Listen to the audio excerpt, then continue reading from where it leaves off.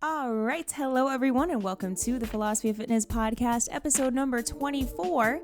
My name is Haley. I'm going to be your host today and every single day that you are tuning in. Guys, we got a fun topic today. We're going to be talking about alternative remedies, and I'm going to kind of be reacting to them, ranking them, saying if I'd be interested in doing them, if not. But before we dive into it, I just want to go over a few updates for you guys. So I just announced today that I now have an Amazon storefront, which is super exciting. If you know me, you know that I love Amazon. This sweater is from Amazon, this candle, there's so much stuff. This lighting, most of my podcast studio setup, all of my equipment, or most of it rather, is actually from Amazon as well. So all of my storefront, idea lists on there are all products that I love, that I totally stand behind, things that I use and that I'd love to share with you guys because I love saving money, and I have found some amazing dupes for workout gear on Amazon and other things as well. So definitely check that out. I'm going to leave a link to it in the description, and I'm also going to leave a link on the screen here if you're watching this. If you're listening on Apple Podcasts, Spotify, whatever it might be, you can also watch it on YouTube. So I'll leave a link there for you to check it out as well. But yeah, guys, I'm super excited to have that storefront. Check out those products. I have everything from like health and beauty to workout gear, tech gear, stuff that I've used here in my little studio setup, my favorite snacks, all different assortments of things. So definitely go ahead and check it out.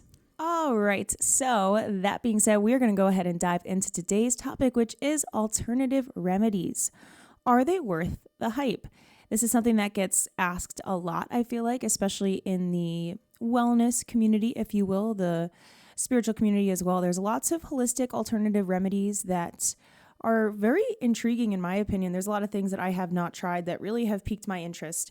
And that's what I decided to do today, was kind of do some research for you guys, give you a couple of different alternative remedies that I've looked into. And I'm just going to tell you guys what they're about and also my opinion on them. So definitely stay tuned. We're going to be diving in here.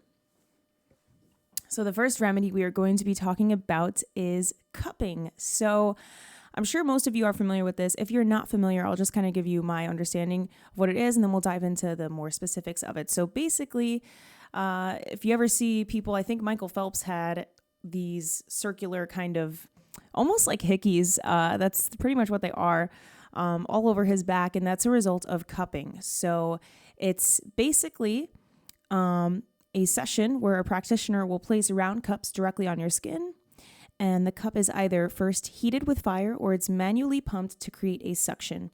And then they leave the cups on your skin for several minutes. So if you're watching this, I'm going to put a picture up of what that looks like, the results, the aftermath. So like I said, Michael Phelps has done this before. There's a bunch of other celebrities that rave about cupping. I've seen it all over social media. But it's actually been around for thousands of years, and it traces its roots to ancient Chinese and Egyptian medicine. So cupping was documented in one of the oldest medical textbooks in the world, the Ebers Papyrus. Hope I'm pronouncing that right.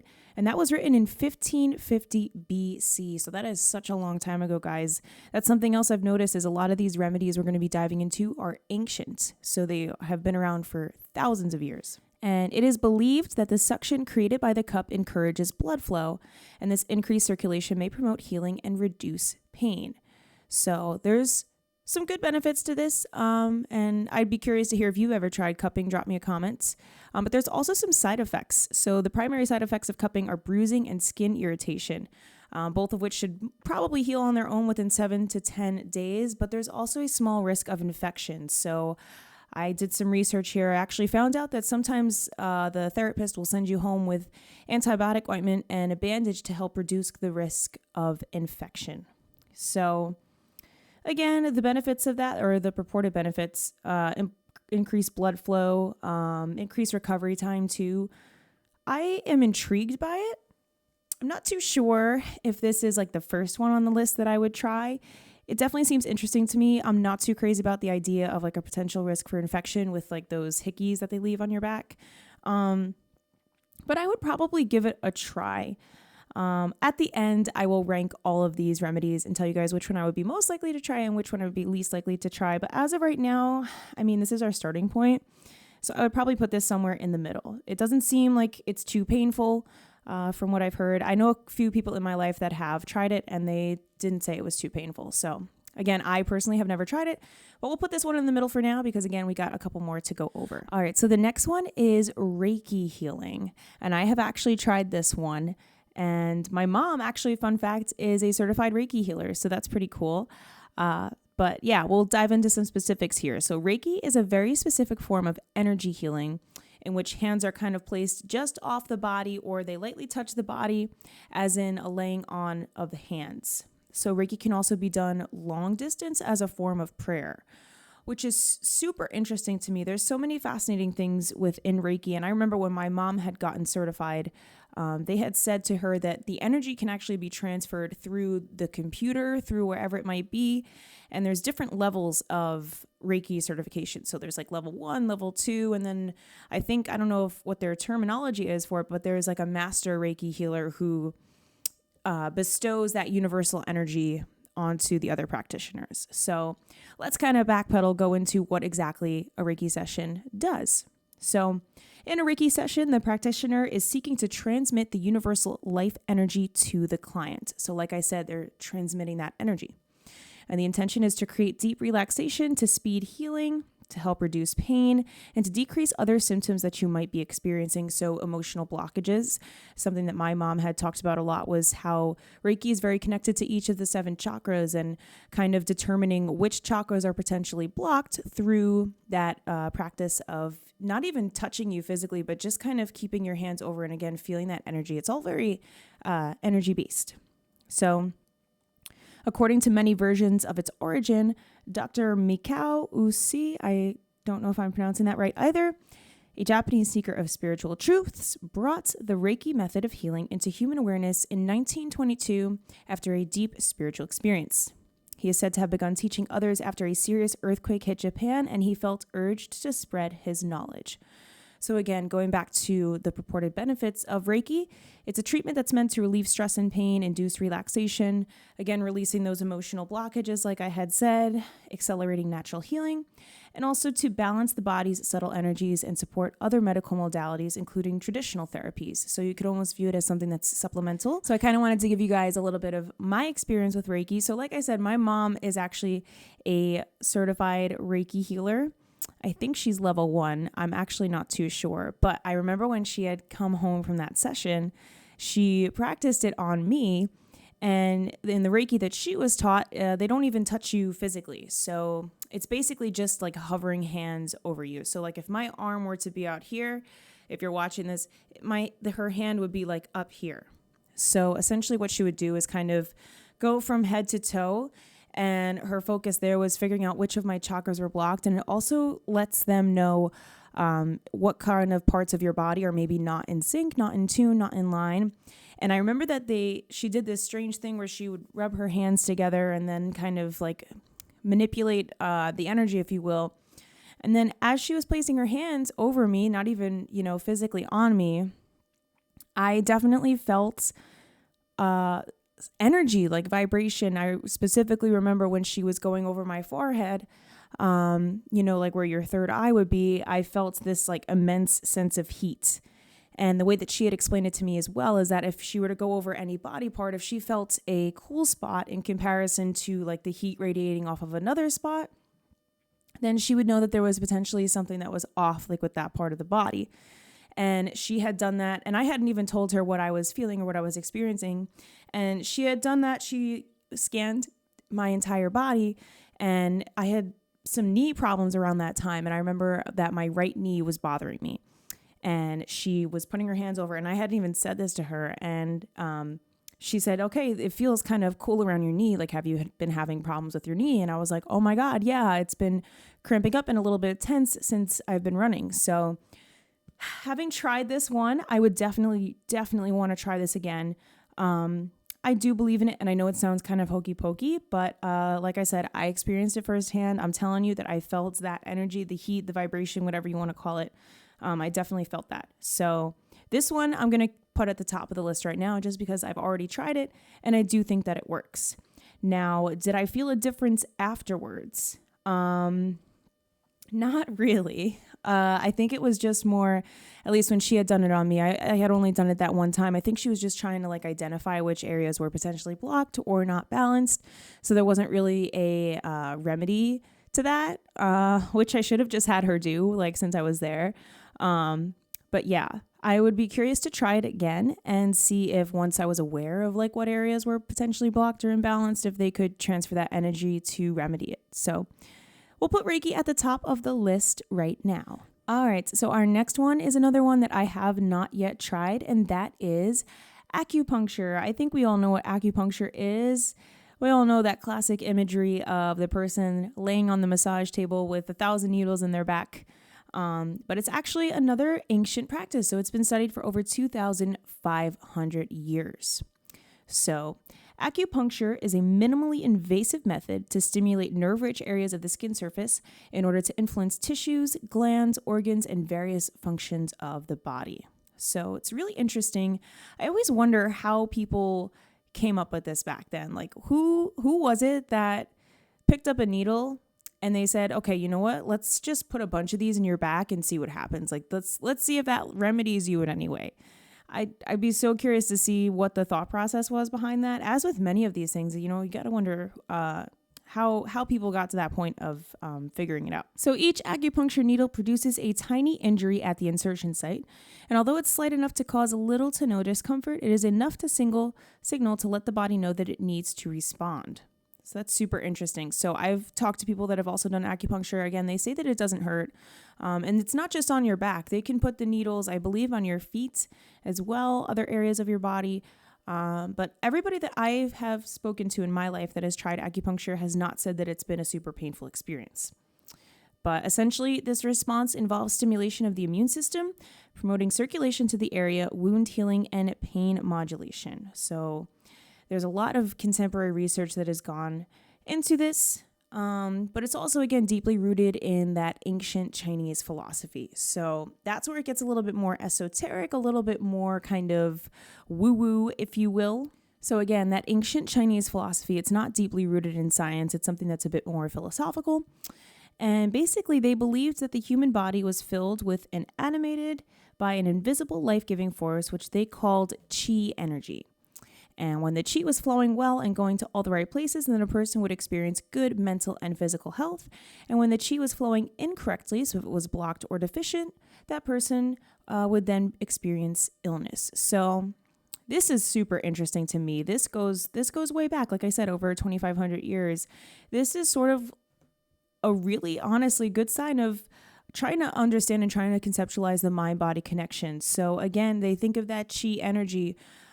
Quantum physics, so many amazing, brilliant minds have figured out that everything in this universe is energy, including our being. Everything is vibration. Every part of us is. So for them to kind of figure that out and to realize that this qi energy, as they call it, is kind of always flowing through our body. And whenever it's out of balance, out of line, then we are out of balance and out of line.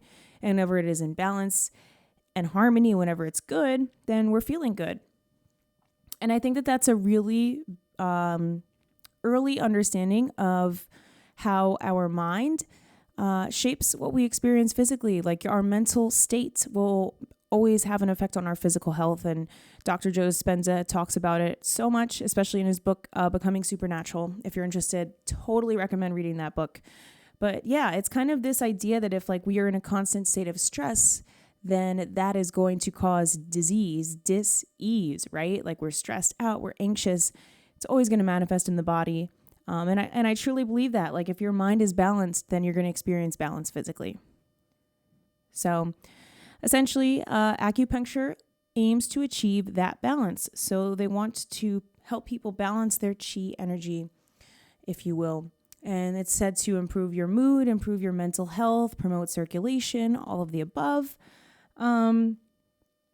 I think that I would put acupuncture above the first one we talked about, which was cupping. So I would be more likely to try acupuncture. For me personally, I think I would prefer it. Again, it's that idea of like balancing out that energy. And it's really interesting. There's not a super ton of, science-backed stuff in it from early times, but it's starting to get more attention in science and modern medicine now. So it's said to help with a bunch of other things too. So allergies, anxiety and depression, chronic pain, often in your neck, back, knees, and the head, hypertension, insomnia, menstrual cramps, migraines, morning sickness, sprains, and also strokes. So the list goes on and on of the potential benefits of acupuncture, and it's actually starting to be incorporated a lot more commonly in traditional medicine as well. So people are approaching some of these alternative remedies with more of a sense of willingness, I think, too, because they've started to establish their credibility a bit more. I feel like some of these, people may have just kind of dismissed at first, but I think that the more that people do this and the more that people share their experiences with it, the more that people become aware and try it out and find the benefits for themselves. Because again, there's so much in this universe that we don't understand. And even though some of these practices may not be fully backed by science, I mean, we don't have to understand how everything works for it to work. I mean, I always think about like electricity, right?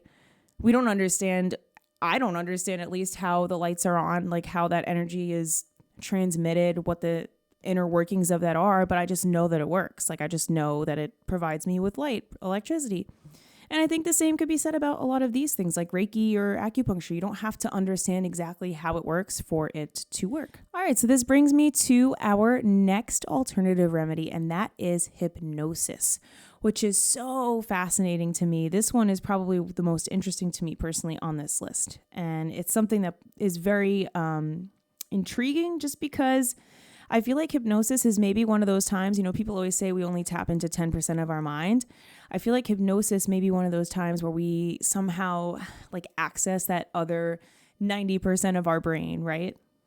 So hypnosis is a trance-like mental state in which people experience increased attention, concentration, and suggestibility. And while hypnosis is often described as a sleep-like state, it is better expressed as a state of focused attention, heightened suggestibility, and vivid fantasies. So that's kind of interesting right off the bat. A lot of times people think when you're hypnotized, you're just going to sleep or something, but it's actually quite the opposite. It's almost like you're so mentally present and you're so hyper focused on whatever's in front of you that there is nothing else that you could even think about or conceive about. So people in a hypnotic state often seem sleepy and zoned out, but in reality, they are in a state of hyper awareness. So there's a couple different forms of hypnosis. I have only tried one of these, so I will speak to that, but we'll just kind of go through them first. So first one is guided hypnosis. So this form of hypnosis involves the use of tools such as recorded instructions and music to induce a hypnotic state. Online sites and mobile apps often utilize this form of hypnosis. So that's pretty common. I think you can find some YouTube videos of that. The next one is hypnotherapy. So hypnotherapy is the use of hypnosis in psychotherapy and is practiced by licensed physicians and psychologists to treat conditions including depression, anxiety, PTSD, and eating disorders. And the last type is self-hypnosis. So self-hypnosis is a process that occurs when a person self-induces a hypnotic state, and it is often used as a self-help tool for controlling. So out of the ones that we have mentioned here, I have tried guided hypnosis before. So I want to kind of speak to that. I feel like for me, my experience with hypnosis was very similar to meditation, where you're not quite asleep, but again, you're also receptive to whatever is being said to you. And the way that I know that I'm not asleep when it happens is, while I don't remember everything that went on, the second that the person tells you to open your eyes or wake up, you do. You open your eyes and wake up, which to me signals that I'm not just asleep, because I'm a pretty deep sleeper. And I don't think I would normally, like if I were napping and someone said that and there was sound going the entire time, that I would just right at that second wake up and open my eyes. So it's so bizarre that like you don't remember what's being said, but you feel really relaxed and you feel really good afterwards. So yeah, I did that. It was like a YouTube video. It was a long time ago. I don't even remember what the point of it was, but yeah, it was very relaxing. The person counts you down, and then there's like it was like a half hour. There's like a 20-minute span of the hypnosis, and I don't even remember what was like said in the middle of it. And then they say, open your eyes, and you open your eyes. And the similar thing happens to me when I do guided meditations. So I don't fall asleep, but I sometimes won't remember like what exactly was said. But again, as soon as like the person tells you to open your eyes, or there's a sound to signal you, or they count you into coming back, that you do it. So it's really interesting. It's a very deepened sense of relaxation, I guess you would say. So experiments by researcher Ernest Hilgard demonstrated how hypnosis can be used to dramatically alter perception. So this is really interesting. After instructing a hypnotized individual to not feel pain in their arm, the participant's arm was then placed in ice water. So while the non-hypnotized individuals had to remove their arm from the water after a few seconds due to the pain, the hypnotized individuals were able to leave their arms in the icy water for several minutes without experiencing pain.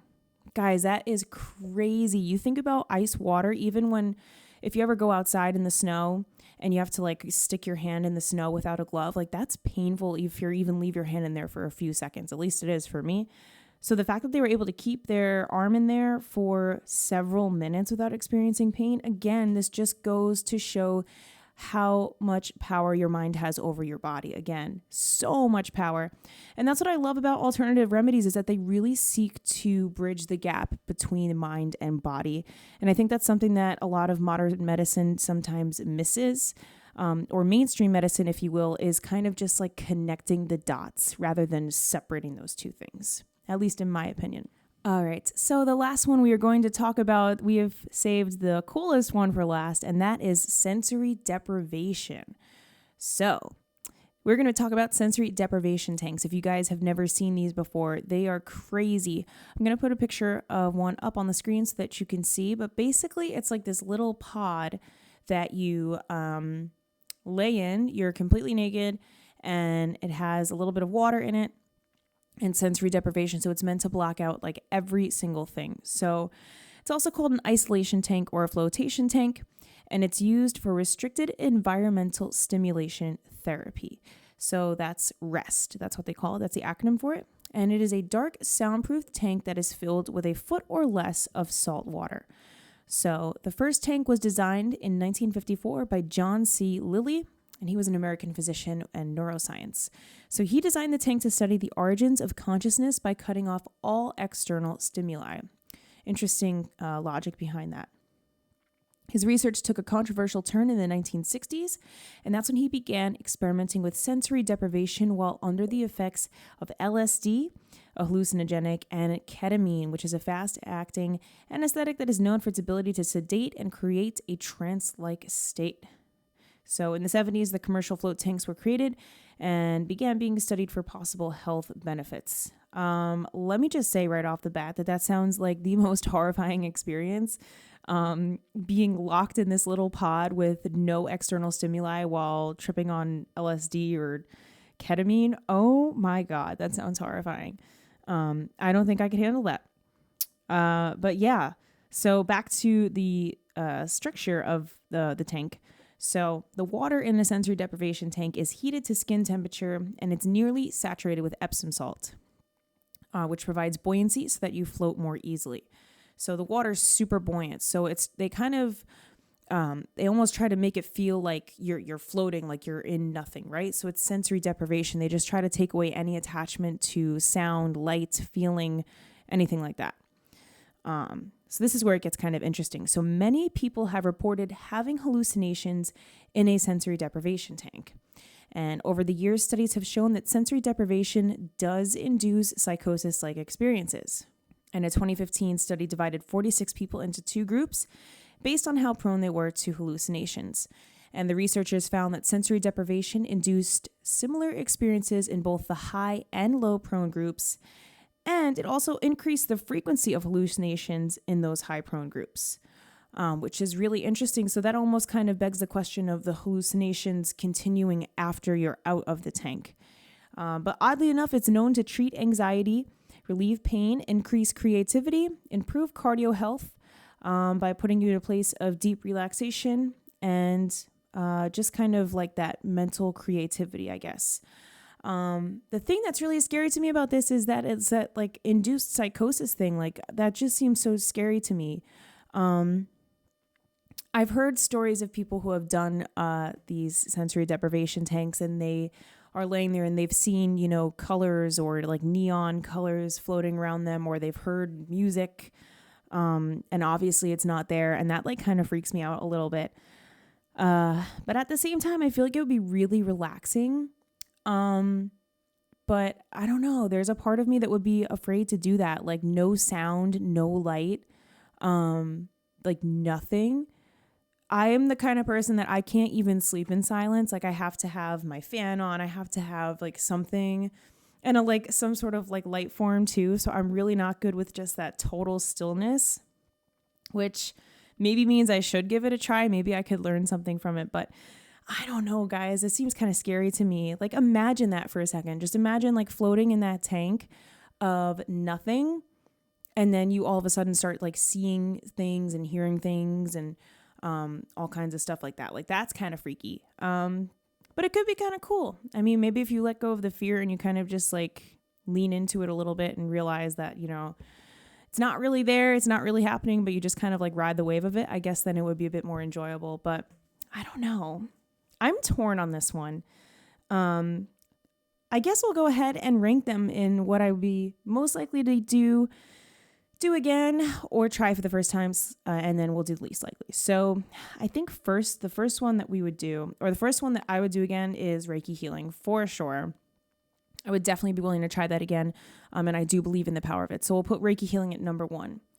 The second one, hypnosis. Like I said, I've tried guided hypnosis. I would be super receptive and super willing to try other forms of hypnosis. I definitely believe in the power of that. So I would say hypnosis would be my second choice of most likely to try. After hypnosis, I would put acupuncture. I think acupuncture seems like something I would be interested in. Again, really connecting the mind and the body and the energy that flows. So the acupuncture I would put. And then last place or second to last place, actually, I don't know, between cupping and a sensory deprivation tank. I think I would be more willing to try the sensory deprivation tank. The cupping thing, like I'm not really, personally, it doesn't seem like something I would really enjoy that much. Although the sensory deprivation tank totally scares me. But yeah, I think that I would put cupping at the bottom. But my kind of takeaway from all of these, just even learning about them at a first glance, is that they have such a strong desire to connect the mind and the body, like I said. And a lot of these remedies go beyond just the physical, right? They try to kind of allow our bodies to like push, like energetically kind of like release whatever it is that we are holding on to, like stagnant energy. I did an episode with sober yoga girl Alex McRobs. I'll leave a link to that here. And she was talking about how people sometimes in yoga, when they're in a pose for a really long time, will start to cry. And they don't even know why. And she was saying how it kind of coincides to when we store stress, we store emotions in our body and we hold on to them for so long, we may not even know that we're still holding on to them. So it has to be released. It has to be expressed. And I think that's what some of these remedies try to do, or they try to just balance the energy and shift it and move it around in a way that serves you, like Reiki and acupuncture. It's all about balancing that energy. And energy is very real. It's a totally real thing. Again, everything in this universe is energy, vibration, et cetera, et cetera. And I can tell you, Reiki, I totally felt it. And I totally believe in, the idea and the philosophy behind a lot of these remedies. I can see it. And it's really cool to see, ancient, how these are tied to so many ancient practices and how they're still so relevant so many years later, because they do work and people have really experienced results with them. So, yeah, I would try them all. I really would. Now that I've researched them, I'm going to leave links to my sources for a lot of these as well. So if you want to do some further research into any of these alternative remedies, obviously, I'm not a doctor. Consult a health, professional or your doctor before trying any of these. Make sure they're right for you. I just figured it would be cool to kind of explore them and see what they're all about. So yeah, that's all I have for you today, guys. I hope you enjoyed this episode. Thank you so much for tuning in. If you've been enjoying, it would mean the absolute world to me if you left a review or some feedback or rating over on Apple Podcasts. That is a huge deal. It lets Apple know that you're enjoying the show. It also lets me know that you're enjoying as well, and it means the world to me. Same thing over on YouTube. It really helps me out. Hit that subscribe button, hit the like button, whatever it might be. Drop me a comment. Have you tried any of these? What is your experience with them? I'd be so curious if somebody's tried a sensory deprivation tank. I'd love to hear about that. But yeah, let me know. Would you try any of these? And if so, which one would be your first pick? But yeah, that's all I have for you today, guys. Thank you so much. Until next time, I'm sending you so much health, wealth, success, happiness, abundance, peace, love, and joy. And I will see you next time.